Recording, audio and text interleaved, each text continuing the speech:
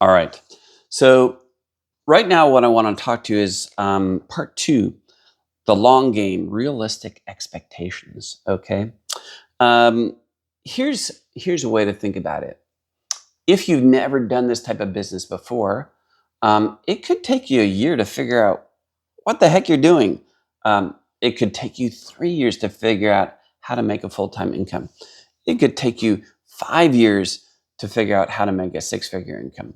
But if we can train you how to enjoy the process and how to do it part-time, right, in the cracks of your life, man, at the end of this process, you're going to have a skill set that even if you don't stick with the company you're with right now, you're going to have a skill set that you can take to other amazing opportunities. Okay. So, one of the big traps with network marketing is on the surface, it looks like a pretty simple process. You're like, oh, I get it. I'm going to do this and it's going to work out great. And people come into it with a lot of misconceptions about um, how it actually turns out, what it takes, is it simple, not simple, that sort of thing, right? And so often what people do is they skip training because it looks so simple. They're like, I'm just going to go do it. And they fail. They're like, I guess I suck at this. Recently, I saw a picture of this certain network marketing company that's been established for a long time. And it was a picture of their convention. And sitting in the front of in the very front, taking notes furiously, was a guy who I know has made $100 million. $100 million with that network marketing company. What is he doing in the front row? He's always a student, right? So I want you to think about this, that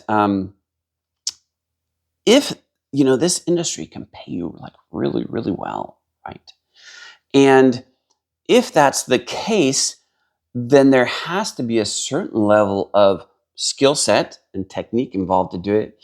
Because if there wasn't, we wouldn't need to pay you really well to do it. Does that make sense? So there are some subtle nuances that you develop and some important skill sets as you developed along the way that sometimes take a while to develop, okay? So I want you to have a student mindset as you're going into this, right? Set aside all your expectations on how it's going to work. Man, so often I see people who don't have any experience in the business and they're like, oh, well, I'm a smart guy and I've been successful in business, therefore I'm going to do it this way. And, often those people don't take advice on what works and doesn't work. And there's one or two things. They're going to go along their own, like they know what they're doing, and they're going to fail miserably and quit. Or they're going to try and they'll come back, they'll be like, okay, teach me. Teach me how to do this. So a lot of times you'll see people who are pretty successful in business. Maybe they're great salespeople, and man, but they're getting their butts handed to them because the homeschooling mom is kicking their butt in terms of business. They're like, I don't get it. How they're so successful. It's like, yeah, there's some very important subtle nuances to building this business that if you skip over it, you're going to be super frustrated, right?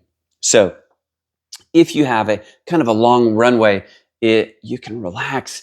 It's going to remove some shame and pressure and desperation, and you're going to have a much higher likelihood of being successful. Anyways, so that's for part two, and we're going to start getting into some good stuff.